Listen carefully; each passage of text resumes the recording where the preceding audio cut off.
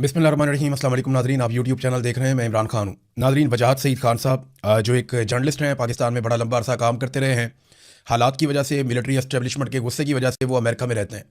उनकी एक इतला या ख़बर की वजह से, जिसकी वो ख़ुद भी तस्दीक नहीं कर सके, एक खलबली मच गई पाकिस्तान में।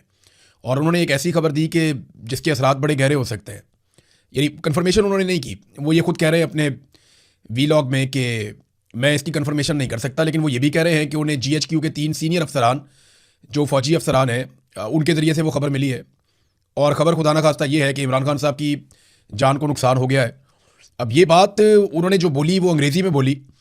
मैं एग्जैक्टली वैसे बात करते हुए भी डर लगता है कि पाकिस्तान के लिए तो बहुत मुश्किल पैदा हो जाएगी अगर खुदा ना खास्ता, और मैं एक मरतबा नहीं कई मरतबा ये कह चुका हूँ कि खुदा ना खास्ता अगर इमरान खान को कभी भी कुछ हुआ तो ये जर्नैल सारी ज़िंदगी पछताएंगे और उनकी नस्लें रोएंगी बैठ के कि इन्होंने किया क्या है।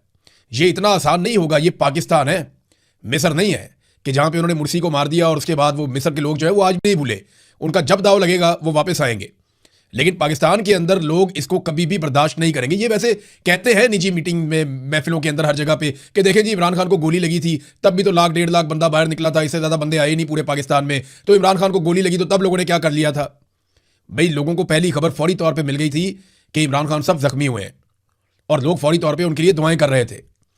ये तजुर्बा कभी किसी को नहीं करना चाहिए। ये वो तजुर्बा पाकिस्तान के साथ इतना खौफनाक तजुर्बा कर लेगा कि 1971 से भी ज़्यादा खौफनाक सूरत हाल पैदा हो जाएगी। इन्हें आइडिया नहीं है, लेकिन वजाहत साहब को यह खबर देने से पहले ना 10 मरतबा हर जगह से तस्दीक करनी चाहिए थी। उन्होंने खुद कहा कि मैं इस खबर की तस्दीक नहीं कर सकता, लेकिन उन्हें तस्दीक किए बगैर कभी भी ऐसी खबर नहीं देनी चाहिए थी। यहाँ से उन्हें अपने जर्नलिज्म का इस्तेमाल करना चाहिए था। उन्हें कोशिश करनी चाहिए थी कि और सोर्सेज से बात करें, और जगह चेक करें, और जब तक उनके पास इस नौयत की कोई चीज़ आती है या कोई इतला आती है 100% वो श्योर ना हो जाए, तब तक इस पर बात भी नहीं करनी चाहिए। अब जो एकदम उनके ऊपर यलगार आएगी या जिस किस्म की चीज़ों का उन्हें सामना करना पड़ेगा, वो उनको अपनी इस खबर की वजह से या अपनी इस गलती की वजह से करना पड़ेगा। नाज़रीन, दूसरी चीज़ आज जो इंपॉर्टेंट है वो इमरान खान साहब की बहनें अडियाला जेल के बाहर मुलाकात के लिए जा रही हैं। यानी आज फिर मंगल है और इमरान खान साहब की उनकी फैमिली के साथ अदालत के हुक्म के बावजूद मुलाकात ना करवाने का दिन है।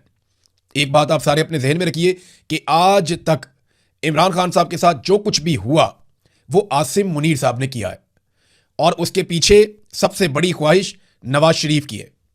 और आसिम मुनीर साहब के हाथों जुल्म हो रहा है, नवाज शरीफ की ख्वाहिश इसके अंदर मौजूद है। और आसिम मुनीर साहब के बारे में इमरान खान साहब ने खुद कहा कि अगर मुझे या मेरी बीवी को किसी भी स्टेज पर कुछ हुआ तो उसके लिए जिम्मेदार आसिम मुनीर होगा, जो अपने इक़्तिदार के लिए और ताकत के लिए किसी भी लेवल तक जा सकता है।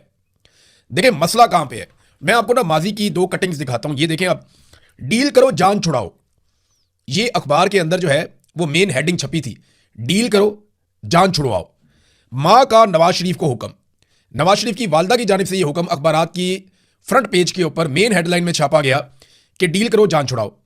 फिर नवाज शरीफ के बारे में एक खबर जो है तमाम मीडिया चैनल के अंदर ब्रेकिंग न्यूज़ की सूरत में चली, जहां मियां साहब ने कहा जेल से निकालें, हम मुल्क से बाहर चले जाएंगे।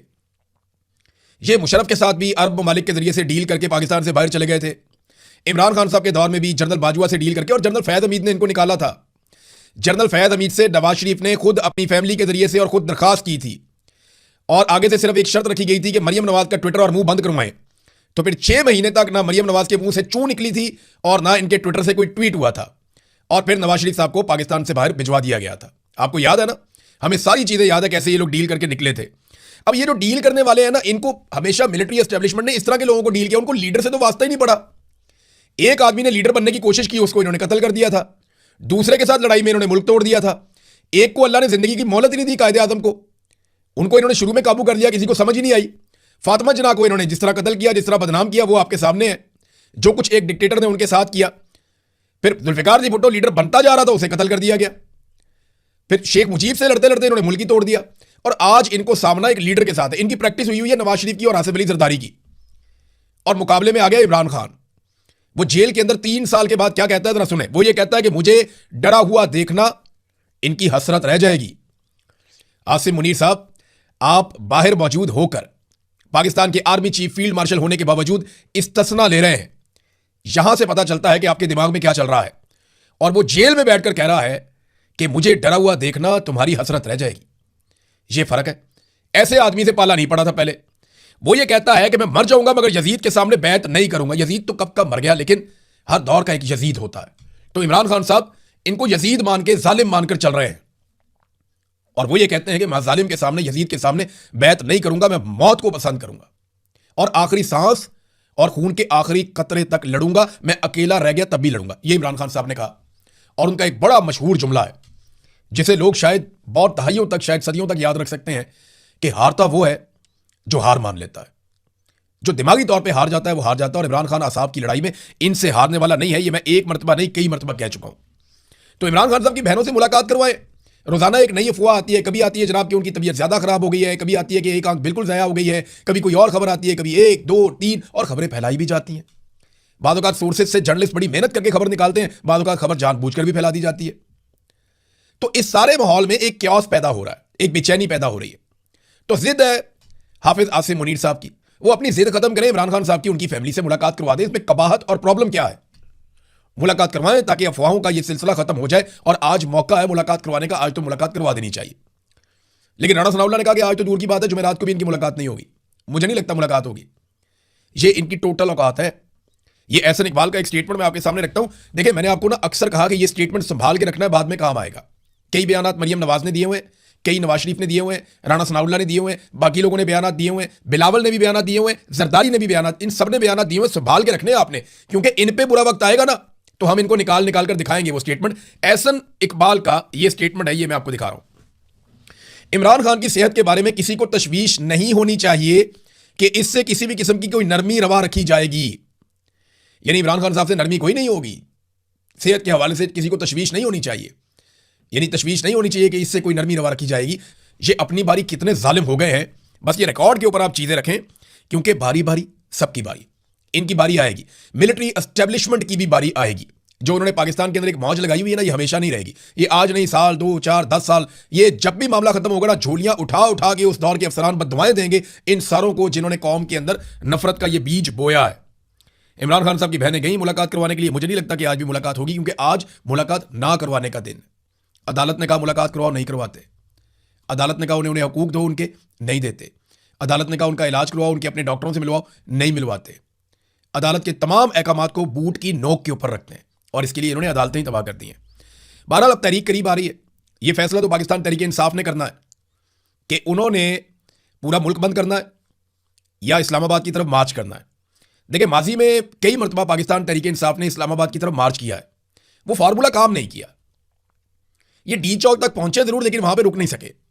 एक इमरान खान साहब लेकर गए 25 तारीख को मई की 2022 में, और इमरान खान साहब वहां पे डी चौक में पहुंचे। पहुंचने के बाद उन्होंने वहां पे तकरीर की और वहां से लोगों को कहा कि अभी हम वापस जाएंगे। अली अमीन गंडापुर 2 मरतबा गए, एक मरतबा तो वो गायब हो गए रास्ते में से ही और वो चले गए केपी हाउस में चाय पीने लोगों को छोड़कर। एक मरतबा उन्होंने पहाड़ियां क्रॉस की और दूसरी मरतबा गोली चल गई और वो वहां से अलीमा खानम को लेकर निकल गए। लोगों को कह गए थे पहली गोली मैं खाऊंगा, और वहां पे लोगों को गोलियां खाते हुए छोड़कर अली अमीन गंडापुर सब चले गए। ये भी बड़ी, और फिर बाद में ये लोग गवाह भी नहीं बने, विटनेस भी नहीं बने। जो जुल्म इनके लोगों के साथ हुआ, इन्होंने आकर अदालतों में गवाहियां तक नहीं दी। अंदाजा करें आप। तो अब ऐसा क्या किया जाएगा जो पहले से मुख्तलिफ हो? ये फैसला तो पाकिस्तान तहरीक इंसाफ की क़यादत ने करता है, लेकिन इन्हें कुछ पहले से मुख्तलिफ करना पड़ेगा और पहले से हट कर करना पड़ेगा। सुहेल अफरीदी ने कहा कि हम जो भी करेंगे उसकी अनाउंसमेंट हम 1 हफ्ता पहले करेंगे कि हम क्या करने जा रहे हैं। यानी हम बैठ भी सकते हैं, ये बहुत लंबा भी चल सकता है, एक जगह की जगह कई जगह पे एहतजाज हो सकता है। हर चौक डी चौक का नारा भी वो माजी में लगा चुके हैं। इमरान खान साहब स्ट्रीट मूवमेंट का हुक्म भी दे चुके हैं। तो अगर ये हर जगह के ऊपर इस तरह का माहौल बना देते हैं और एक बंदिश शुरू हो जाती है तो बड़ा प्रॉब्लम क्रिएट हो जाएगा मिलिट्री एस्टेब्लिशमेंट के लिए। तहरीक आगे बढ़ रही है, आहिस्ता आहिस्ता इन्होंने मोमेंटम बनाना शुरू किया है। कुछ लोग कोशिश कर रहे हैं कि तहरीक इंसाफ के बीच में जो इख्तलाफात हैं उन्हें खत्म किया जाए। कुछ सीनियर लोग हैं पाकिस्तान तहरीक इंसाफ के, वो अपने तौर पर कोशिश कर रहे हैं जो सोशल मीडिया और पीटीआई के लोगों के बीच में तल्ख जुमलों का तबादला हुआ वो भी मामला खत्म हो जाए। ये कोशिश हो रही है और हो सकता है ये कोशिश कामयाब भी हो जाए। लेकिन एक चीज मैंने अजीब देखी कि सुहेल अफरीदी साहब ना सिर्फ इंटरव्यूज दे रहे हैं, उनमें इमरान खान साहब के बारे में बात कर रहे हैं, बल्कि वो इंटरव्यूज अब टीवी चैनल्स पे चल भी रहे हैं। ये नई चीज है। ये नई चीज क्यों है, इसको आप 2 या 3 एंगल से देख सकते हैं। नंबर 1 ये है कि मिलिट्री एस्टेब्लिशमेंट इस दबाव को कम करना चाहती है। Number 2, military establishment Peoples Party और पीएमएल-एन पे दबाव डाल के उनसे कोई काम निकलवाना चाहती है कि ठीक है, ये देखें ये आ गए, ये देखें कि इंटरव्यूज भी चल रहे हैं, तो फिर आप बात हमारी मान जाए, वरना तो फिर ये आ रहे हैं, फिर क्या करेंगे। तो बहुत मुमकिन है कि पीपल्स पार्टी और पीएमएल-एन पे दबाव डालने के लिए भी ये थोड़ा सा मार्जिन दिया गया हो कि ठीक है टीवी चैनल पे, लेकिन जो भी हो रहा है ये अच्छा ही हो रहा है। यानी वो बातें जो टीवी चैनल्स पे नहीं हो सकती थी, कम से कम वो हो तो रही है ना। कम से कम थोड़ी सी फील्ड तो मिली पाकिस्तान तहरीक इंसाफ को। अब इसके ऊपर भी कई लोग ये कह रहे हैं कि जनाब सुहेल अफरीदी साहब को क्यों मौका मिल रहा है। मुझे 3-4 पाकिस्तान तहरीक इंसाफ के लोगों ने राब्ता किया, जिनमें से 1-2 लोग पाकिस्तान से बाहर भी हैं। उन्होंने कहा हम हैरान हो गए, जो एंकर इमरान खान साहब के बुग़्ज़ में लुथरे हुए हैं उनकी टीमों ने हमें पैगाम भिजवाए कि वो हमें अपने टीवी चैनल पे लेना चाहते हैं। ये मैं आपको एग्जैक्टली बता रहा हूं। 2 ऐसे लोग हैं रहनुमा पाकिस्तान तहरीक इंसाफ के, जिन्हें पाकिस्तान के टीवी चैनल के ऊपर दिखाना सख्ती से मना था, उन पर पाबंदी लगी हुई थी। उन दोनों के बारे में मेरी उनसे बात हुई। उनमें से एक ने तो बहुत कैटेगोरिकली कहा और दूसरे से भी मुझे सरसरी तौर पे बताया कि जनाब हमें पाकिस्तान से फोन आया और एक ऐसे एंकर की टीम की जानिब से आया, 2 अलग अलग हैं, कि जो नफरत करते हैं इमरान खान साहब से, लेकिन उनकी टीम कह रही है जी कि आपको टीवी पे लेना है, आपको प्रोग्राम में लेना है। तो इसका मतलब है कि कहीं ना कहीं एक गुंजाइश निकली है, प्रेशर के जरिए से निकली है, परेशानी के जरिए से निकली है, हालात के तनाजुर में निकली है, दबाव है, कोई कुछ भी हो सकता है। लेकिन एक वजह यह भी हो सकती है कि पीपल्स पार्टी और पीएमएलएन को दबाव में लेना हो, मिलिट्री एस्टेब्लिशमेंट ने, क्योंकि वो ऐसे ही डिवाइड एंड रूल करते हैं। मैं आज भी कहता हूं कि पीएमएलएन और पीपल्स पार्टी को खड़े होना चाहिए, असेंबली में रोला डालना चाहिए, पीटीआई के साथ मिलकर उन्हें यह मुतालबा करना चाहिए कि इमरान खान साहब की मुलाकातें खोलें, उनकी मुलाकातें करवाएं, उनको लेवल प्लेइंग फील्ड दें। हम जाने, सियासतदान जाने, हमारा काम जाने, मिलिट्री एस्टेब्लिशमेंट जाए अपनी बैरकों के अंदर वापस। आइडियल सिचुएशन तो ये है। अगर वो ये करते हैं तो हम उनका झंडा बुलंद करेंगे, हम पीएमएलएन और पीपल्स पार्टी को शाबाश भी देंगे अगर वो डेमोक्रेसी के साथ खड़े होते हैं। तो अगर उन्हें लगता है कि एस्टेब्लिशमेंट उन्हें ब्लैकमेल कर रही है तो खड़े हो जाए, आज अपने पैरों पे खड़े हो जाए। लेकिन मुझे बहुत मुश्किल लगता है, मुझे लगता है कि जूते ही पॉलिश करेंगे और जूते ही खाएंगे। ये 100 जूते और 100 प्याज वाली इनकी मिसाल है। इसके अलावा इनके पास कोई अब ऑप्शन ऐसा लगता है नहीं, या इससे बाहर ये सोच ही नहीं सकते। ये बहुत पालतू जानवर की तरह सोचते हैं, इनके दिमाग इससे बाहर जाते नहीं, कुएं के मेंढक बन गए हैं। तो सुहेल अफरीदी साहब के इंटरव्यूज चले, उन्होंने इमरान खान साहब का बार बार नाम भी लिया, वो नशर भी हुए और जियो टीवी पे भी हुआ, ARY पे भी हुआ। अब आप समझ जाएं कि जियो टीवी और ARY ये 2 पाकिस्तान के इंपॉर्टेंट टीवी चैनल में से 5-6 टीवी चैनल हैं जो पाकिस्तान में बहुत अहम है। उनमें एक जियो है, उनमें एक एक्सप्रेस न्यूज़ है, दुनिया न्यूज़ है, ARY है, समा हुआ करता था, लेकिन समा की उन्होंने दुर्गत बना दी, बेड़ा गर्क कर दिया अलीम खान ने। तो एक आधे और चैनल ने इसकी जगह ली है। बहरहाल ये 4-5 चैनल्स हैं मेन, जहां पे ये खबरें चलती हैं और जिनको लोग थोड़ा बहुत देखते हैं। वैसे तो क्रेडिबिलिटी खत्म हो गई है। तो अब ये टीवी चैनल जो है वो ये इंटरव्यू चला रहे हैं। सुहेल वड़ाइच साहब जो एक सीनियर सहाफी हैं, उन्होंने एक पैंतरा बदला है। मैं हैरान हो गया कि इनको क्या हो गया इस मौके पर। ये सारी चीजें जो है ना कुछ आपको समझा रही हैं। ये आहिस्ता आहिस्ता हमारे सामने चीजें खुलेंगी कि एक्चुअली ये हो क्यों रहा है सारा कुछ। सुहेल वड़ाइच साहब ये वो सहाफी हैं जिन्होंने नफरत बहुत ज्यादा फैलाई थी। इन्होंने एस्टेब्लिशमेंट के फायदे के लिए गलत तजदिए पेश किए थे। इमरान खान के मुकाबले में हमेशा इन्होंने एस्टेब्लिशमेंट को सपोर्ट किया था। यानी इन्होंने कहा था कि इमरान खान इलेक्शन हारेगा, बिल्कुल हारेगा, ये इन्होंने झूठ बोला। एस्टेब्लिशमेंट के सामने इमरान खान सरेंडर करेगा, इनको कर देना चाहिए, ये हमेशा कहते रहे। बुशरा बीबी का इन्होंने मजाक उड़ाया, अलग अलग तरह के कमेंट देके, अलग अलग तरह के कॉलम लिख के। इन्होंने जो मजलूम है उसको हमेशा कसूरवार ठहराया, जालिम को कसूरवार कहने की बजाय।